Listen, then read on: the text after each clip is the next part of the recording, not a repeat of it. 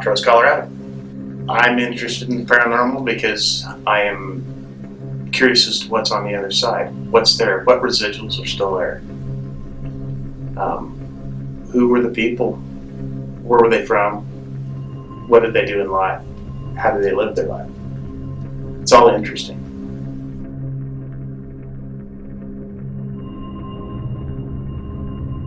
I have been around and investigating paranormal for a long time. I've had many experiences in life that say that there is probably something out there beyond what we can understand, control.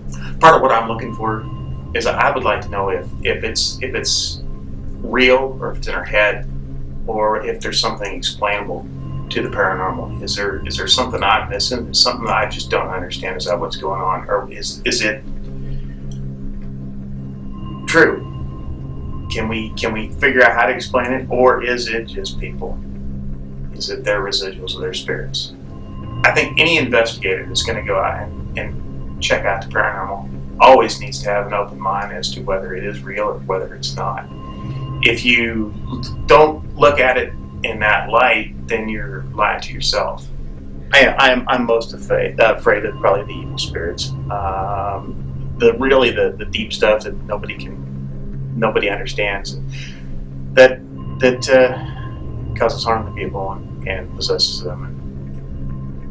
Tonight's investigation, I think, is going to be very interesting. I think hopefully we find out some good stuff and get some contact with people that were here at one point in time. The Stephenson Building was founded in 1901, built by Samuel Wymore and entrusted to George Stephenson in approximately 1892. Stephenson would marry Nellie Beer. She came from Chicago and was to assist in running the railroad in Wymore, Nebraska. With her suspected ties to the Southland Mafia, she brought with her illegal gambling, bootlegging, and of course, the infamous Al Capone and his associates. The railroad also led to 75 years of what would be known as the orphan train kid, leaving hundreds of children homeless and hungry and out of the streets of Wymore. Underground tunnels were originally built to run steam heat to the main hotel and other buildings. But around the 1920s, the tunnels gained a much more evil purpose. The main hub for this illegal activity was the basement of the Stephenson Building. The tunnels allows the city to be ravaged underground with crime and death that continued through the next 35 years. This would ultimately nickname Wymore Sin City between Omaha and Chicago in the 1920s and the 1930s. Once Prohibition ended, the KKK moved in, and the Stephenson Building in Wymore once again was the epicenter of this dark history. Up until the late 50s, parades would celebrate the hanging and the stoning of innocent men. Many deaths have been confirmed within the Stephenson as well as throughout Wymore. Stephenson also held ties to the Oddfellows, which led to even more suspicions of corruption. As conspiracy ran rampant through the old town's history, we wonder whom and what those who remain are really hiding. Stephenson, having a hand in so much, has proven difficult to track in history. Much of his story has vanished. It would appear that, even in life, George Stephenson was a ghost.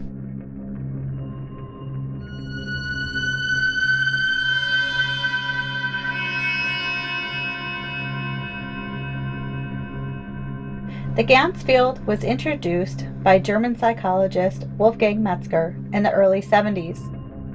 The experiment suggests that people can communicate through white noise. The way this works is we place one person in isolation with goggles and a red light. They also have white noise playing in their headphones. The rest of us will be in another room attempting to speak with the person in isolation through the white noise. Rick is our first test subject. We put him in isolation and suit him up. We have 2 cameras on Rick and 1 is on us outside the room. I've labeled these cameras for you.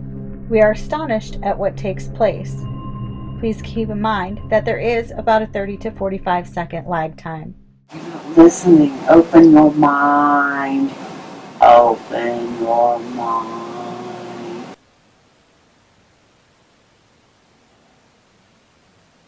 Clear your mind and listen. Listen. Listen. Talking to you. Listen to me. Let me explain something to you. Something just fell and hit my leg right here. It felt like it. His real name is Rick. And I'm giving the Lucy record. Let me explain something to you. I can feel through my feet. Feels like footsteps, a couple of them. I actually felt footsteps when I was in there. As Gina continues to try and talk to Rick, the signals she sends seem to finally go through. Rick responds accordingly. Take note, Gina first said, "Open your mind." I'm getting open your mind. Holy shit! He just said goodbye. No, you just said, I'm getting open your mind. So I'm opening. No. You can tell by our reactions that we are all completely stunned. It's Jeremy's turn to be put into solitary. Ready? Yep, I'm closing in. If there's anybody in there with Jeremy, try pulling on the back of his neck. Scare him a little bit. Pinch him.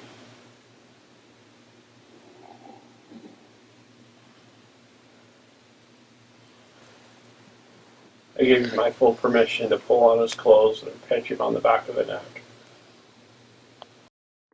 We go get Jeremy and talk about his experiences. This was the most significant event.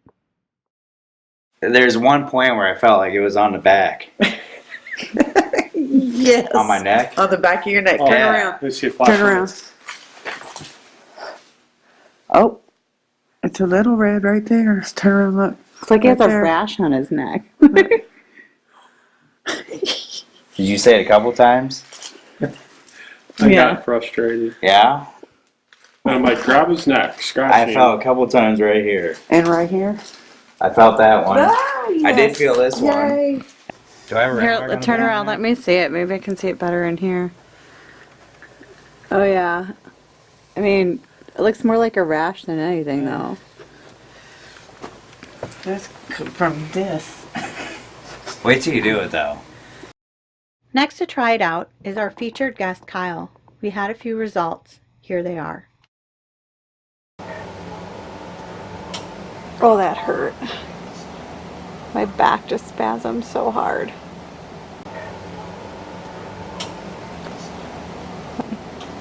Felt something pushing on my back. Kyle just said he felt something pushing on his back.